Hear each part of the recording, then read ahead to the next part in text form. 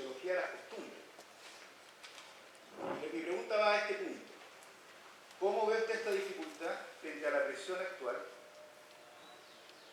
positivista, en que la ética se reduce fundamentalmente con esta mentalidad medio gringa, de hacer una especie de checklist de ciertos valores que se cumplen a partir de un código que está pegado en el diario mural o en la puerta de la sala de clase? Porque esa mentalidad gringa ha entrado muy fuerte. Entonces, ¿por qué usted cumple moral? Porque cumplo con el código ético. Y no da más. Y la clase política se ría carcajazo sobre el tema. Pero ese punto me encantaría que usted pudiera profundizar.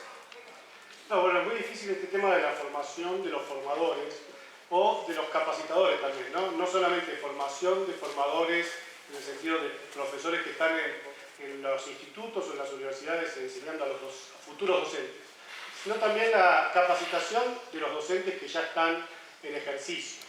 Les cuento que hubo una experiencia en la Argentina sumamente interesante, que duró poco porque después vino la crisis del 2001-2002 y se vino abajo, pero la experiencia que, por lo menos yo en mi experiencia de gestión, fue la más impactante, que era trabajar con personas elegidas por cada provincia, con esta formación que vos decís, ¿no? Porque en general son de historia, en general son de las ciencias sociales, algunos de filosofía, algunos de pedagogía, pero no tenemos el perfil de la formación ciudadana. O sea, de ahí hay que armar ese perfil, hay que construirlo, ¿no?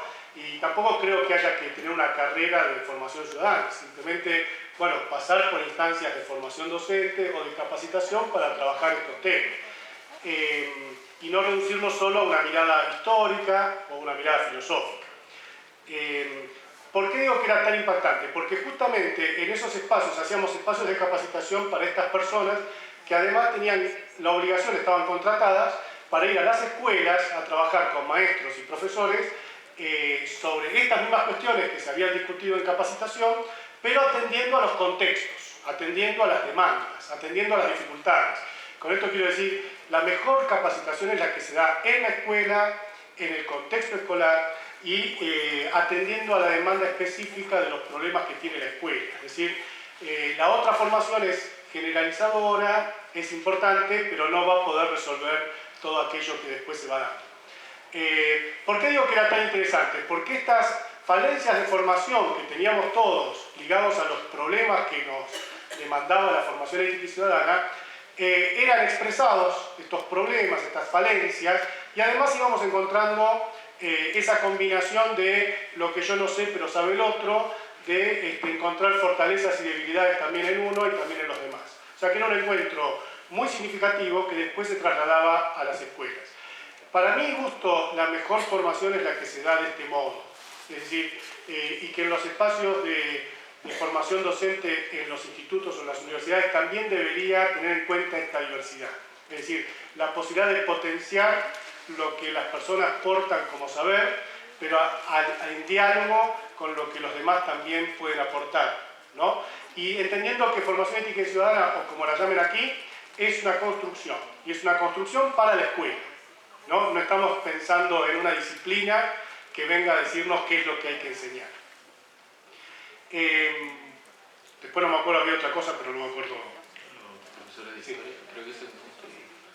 Bueno, el positivismo, bueno, en Argentina no es tan común esto que vos planteás, el problema es otro, al revés, digamos, ¿no? Nadie quiere evaluar, nadie quiere medir nada. Entonces, habría que no irse a los extremos, ¿no? Pero cuento una anécdota, yo hice el diseño curricular de educación ciudadana 1 y 2 en Ecuador, en lo que sería el bachillerato unificado allí en Ecuador, que en ese caso fue sin ninguna discusión con nadie. O sea, yo les hablé de escenas de diálogo y discusión con las universidades o con las provincias. Bueno, acá fue mandar lo que a mí me pareció y que lo publicaran, ¿no? O sea, la verdad es que no hubo ninguna instancia de construcción. Pero bueno, lo que me resultó llamativo es que yo había puesto en el diseño valores propios de una sociedad pluralista y democrática y pongo cuáles podrían ser: tolerancia, reconocimiento del otro, respeto por las reglas de juego de la democracia, renuncia a la violencia. Y voy poniendo una serie, ¿no? La cuestión es que una chica investigadora me escribió diciéndome: estuve viendo en las aulas qué es lo que pasa con el diseño y resulta que una profesora, por ejemplo, para tratar este tema decía, bueno, ¿cuántos son los valores de la sociedad pluralista y democrática? Y la gente decía, 6. Perfecto. Entonces ahí estamos con el espíritu medible. Si dicen 6, está bien. Pero de contenido nada. Tenemos una consulta por allá. Buenos días. Por favor, sí, preséntense, digan su nombre y de dónde vienen, porque en general no nos conocemos. Ya, mi nombre es Marcelo Pérez, académico de la Universidad de Chile. Acá. Ah, Acá. Sí. Bueno, la pregunta es más bien breve, pero tiene que ver un poco con contextualizar la experiencia educativa, ya sea en la escuela o en cualquier institución de educación, digamos. Y cómo se juega esta educación, o esta formación, o esta construcción de ciudadanía o de sujeto político, finalmente en estas tensiones que institucionalmente están instaladas, digamos. Me refiero principalmente a cómo enseñar la construcción de un sujeto democrático en el aula, si finalmente la escuela o la institución de formación superior jerárquicamente son bastante autoritarias, digamos. O por ejemplo, cómo finalmente sean este tipo de contradicciones de enseñar un tipo de democracia determinada cuando se establece que las organizaciones estudiantiles tienen que regirse por lo que dicta tal o cual decreto, o a lo mejor justamente porque los decanos no son elegidos por sus pares, ni siquiera el rector, o hay instituciones en que las organizaciones estudiantiles están prohibidas. Entonces, ¿cómo se juega la formación ciudadana en el aula con esas contradicciones contextuales de la institución en particular? No sé cómo es la experiencia argentina y cuál es su opinión al respecto. no, la experiencia argentina es muy variada, hay de todo, pero me parece a mí que si el espacio entra, si efectivamente va a tener su lugar en el aula, estos ruidos se van a empezar a escuchar. Quiero decir, lo que hay que entender entonces es la tensión que hay entre lo que estamos planteando y lo que está sucediendo. Y esa tensión también es parte de lo que hay que reflexionar, ¿no? Es parte de lo que hay que trabajar. Digamos, no se trata de un discurso ideal, despojado de realidad, como hacían en la dictadura nuestra de Argentina, que nos enseñaban las funciones de los poderes, o nos hacían visitar el Congreso vacío, ¿no? O sea, para cuando viniera la democracia, ¿no? Alguna vez. Quiero decir, ese tipo de formación no tiene sentido, o si tiene sentido es justamente para discutir por qué el Congreso está vacío, ¿no?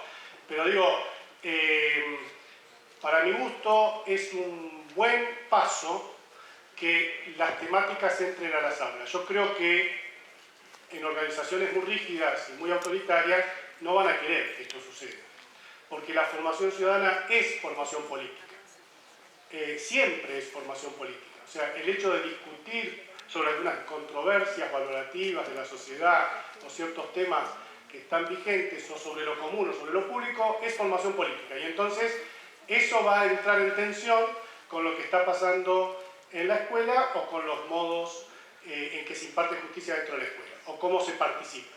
Yo diría que eso es un paso a favor, un paso adelante, pero coincido en que no es buena esa contradicción. O sea, que la enseñanza de la formación ciudadana tiene que ir acompañada de ejemplo, ¿no?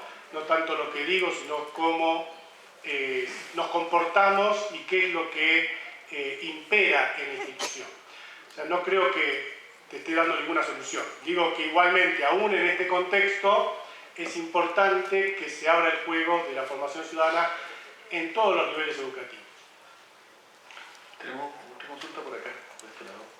Hace rato, y después vamos a ir a la consulta de allá atrás.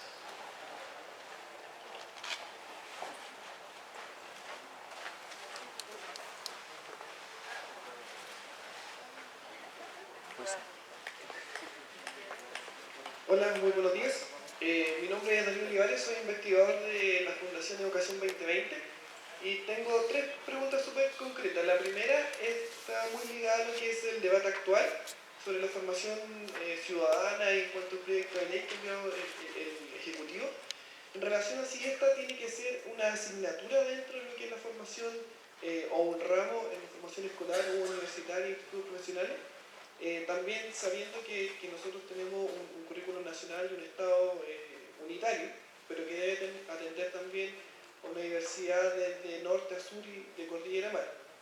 La segunda está ligada también a que nosotros hemos tenido planes de diálogo ciudadano, formación, pero estos siempre han sido consultivos y en ningún momento conducentes. Entonces, ¿cómo avanzamos también desde esa participación que ha sido generada a nivel consultivo, pero que pase a una formación a nivel conducente, también teniendo que esto implica deberes y también derechos? Y la tercera, generada a que aquí se abarca todo lo que es la formación ciudadana y ética a lo que es el sistema educativo en su conjunto, como Ministerio de Educación en este caso.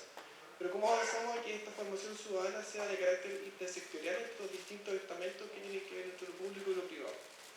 Eso, muchas gracias. Me parece que hay muchas preguntas de las que hiciste que están muy ligadas al contexto chileno y que yo no conozco bien. Tampoco conozco bien el plan. Hemos tenido una primera presentación el viernes, pero no puedo opinar mucho sobre eso, ¿no?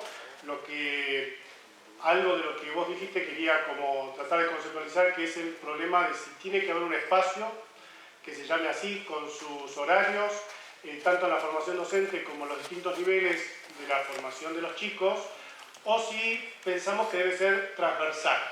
Yo creo que una cosa no quita la otra, ¿no? Que no hay que dejar la formación ciudadana para un espacio particular, porque estaríamos dando el mensaje de que es una materia, ¿no? De que es una asignatura como cualquier otra. Y entonces dejamos la formación ciudadana para la responsabilidad de un docente que supuestamente sabe de estos temas. O sea que no lo dejaría encapsulado en un espacio curricular específico con un horario. Pero podríamos tener eso si es que también nos damos el desafío de la transversalidad. Esa transversalidad tiene que ser de distinto tipo. Hay una transversalidad que sería curricular, en el sentido de que en distintas áreas curriculares, cuando se está enseñando determinado tema, el docente tiene que ser consciente de que hay algo importante que tratar porque hace a la formación ciudadana, porque hace a la formación ética. Es decir, aunque yo esté enseñando un hecho histórico o esté enseñando algo sobre el problema ambiental, cualquier cosa que tenga que ver con la discusión que podría ser interesante para la formación ética y ciudadana, ahí también habría una transversalidad de tipo disciplinar. Y finalmente una transversalidad institucional, que es la que se dijo en la intervención anterior, que es la más difícil de lograr, que es que haya en la vida institucional el objetivo de formar para la ciudadanía. Y eso quiere decir entonces la construcción de las normas, la participación, los modos de convivencia que se dan en la escuela o en los institutos o en las universidades deberían ser parte de esa enseñanza, ¿no? No me meto con las otras que hablaste de lo consultivo y demás porque no conozco el panorama, ¿sí? Disculpas. ¿Tenemos otro por allá? Sí.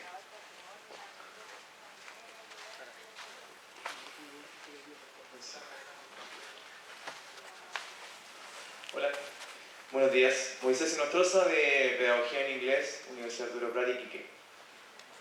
Bueno, tengo tres pequeños comentarios acerca, no sé si pueden llamarse preguntas, porque apuntan un poco hacia lo mismo, experiencia chilena, y no quisiera incomodar. Bueno, lo primero, sobre el enfoque problematizador que planteaba, me parece, agradezco primero que nada que el título conlleve ahora formación política, porque en realidad me parece un poco amplio el término de formación ciudadana, si no se entiende como política. De acuerdo a las experiencias, considero que, bueno, el enfoque problematizador es lo que se debiese dar en la escuela, pero las experiencias que son construidas desde lo artificial, o sea, enseñarle al niño, sacarlo del contexto social, para enseñarle en un aula acerca de experiencias que tiene que aplicar en la sociedad, me parece un poco, no sé, contraproducente. Por eso me preguntó la pregunta, problematizar, pero sin transformar, me hace como que me quita un poco el sentido del asunto. Que la gente, si aprende a problematizar y no transforma, no quiere influir en las políticas públicas de su país, por ejemplo, no tiene ningún sentido. Eso es lo primero. Lo segundo, bueno, problematizar y no formar conciencia política también me hace sentido. O sea, en realidad la formación política carece en todo aspecto. Y tenemos la experiencia que planteaba por aquí algún participante de la Universidad de Chile, que el asunto se da en todo ámbito. O sea, las problemáticas de vivienda, por ejemplo, de la ciudadanía, en las problemáticas de elección y democracia en las universidades. Y en todos esos ámbitos se puede influir. Y lo tercero, bueno, tiene que ver con el asunto de la democracia y las reglas del juego, que me parece complejo de debatir. Porque en realidad, si tenemos un enfoque problematizador, no es a lo que nos tiene acostumbrados, por ejemplo, en la política de nuestro país. La democracia que tenemos no puede y no debe ser entendida como un término en que todos aportemos y estemos de acuerdo. O sea, no es un dios la democracia. No tenemos que sumirnos a eso. ¿Por qué? Porque en realidad lo que tenemos es una política de consenso.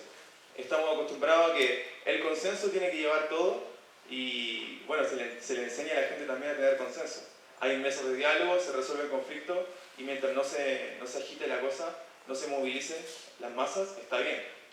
Y eso no debe ser. Entonces, donde tenemos un enfoque problematizador, no puede haber consenso. Y eso es precisamente lo que se ha venido planteando y lo que se ha venido resguardando en Chile tanto tiempo. Entonces, por ahí el término de democracia debiese discutirse más. Bueno, y eso básicamente. Muchas gracias por la oportunidad. Algunas cositas. Cuando hablamos de trabajar sobre ciertas cuestiones cercanas de la comunidad, controversias valorativas y demás, para problematizar, yo creo que habría que hacer una aclaración. No hay solo que trabajar sobre lo cercano, sino también sobre lo lejano. Incluso, a veces es mejor empezar por lo lejano para luego ir acercándonos. ¿Por qué digo esto? Por ejemplo, un tema como el de las diversidades en las configuraciones familiares, que puede ser un tema interesante para formación ética, justamente, ¿no? Ver la diversidad familiar. No correspondería, no sería la mejor manera empezar por las familias que están ahí, o sea, que los chicos tienen, ¿sí? No sería la mejor manera trabajar sobre lo cercano. Si nosotros queremos mostrar la diversidad y queremos que haya un impacto al ver la diversidad, o sea, que el acercamiento sea bien directo, habría que empezar por aquellas familias configuradas de modo extraño para nosotros y que deban ser conocidas por los chicos. Es decir, para entender que la familia es también una construcción cultural, debe aparecer entonces lo diverso, pero también lo extraño, lo raro, aquello que no se nos ocurriría que sucediese en el ámbito cercano. ¿Por qué? Porque eso nos va a hacer más proclives a entender que lo nuestro también es una construcción. O sea, si aquello es posible y aquello existe, aunque yo lo considere extraño, debería darme cuenta de que también yo puedo ser extraño para otro. Debería darme cuenta de que esta configuración familiar en la que yo vivo es también un modo posible entre otros modos. Pero entonces, lo lejano a veces tiene que aparecer antes que lo cercano. Digo porque, especialmente en el nivel primario, se trabaja mucho sobre lo cercano para ir alejándose, ¿no? Mi barrio, mi escuela, mi familia. ¿Cuál es el problema de empezar por lo cercano? Que voy naturalizando que lo que sucede cerca es lo normal. Y luego cuando me alejo empieza a aparecer algo que no puedo comprender. Traigamos lo lejano de entrada, o hagamos jugar lo lejano y lo cercano todo el tiempo. Con respecto a problematizar el concepto mismo de democracia, yo estoy de acuerdo. Democracia no hay un solo modo de entenderlo y por supuesto puede haber mucha discusión sobre qué entendemos por democracia. Pero el espíritu de quien enseña estos temas tiene que ser democrático y el ideal tiene que ser democrático.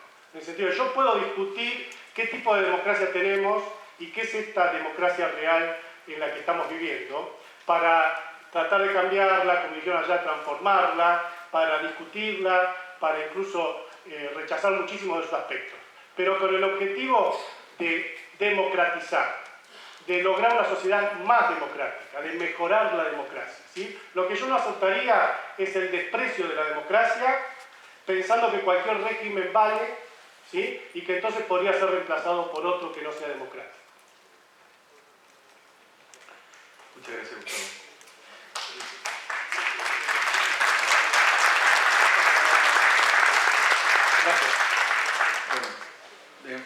la hora. Gustavo se va a quedar con nosotros hoy día y mañana también, casi todo el día. Así que va a poder ser parte también de las mesas de discusión y estar con nosotros y acompañarnos durante las 2 jornadas. Algunas indicaciones ahora, que me las están enviando por mensaje, así que, y tienen que ver como con temas de logística. Nosotros ahora vamos a tener nuestro primer café. Los cafés son en las mesas que están acá al lado. Esto es una plazoleta bien antigua que tiene una historia bien interesante, van a poder verlo ahí en unos gustos que hay. Pero después del café corresponde que ustedes se agrupen de acuerdo al número que se les fue asignado cuando se inscribieron.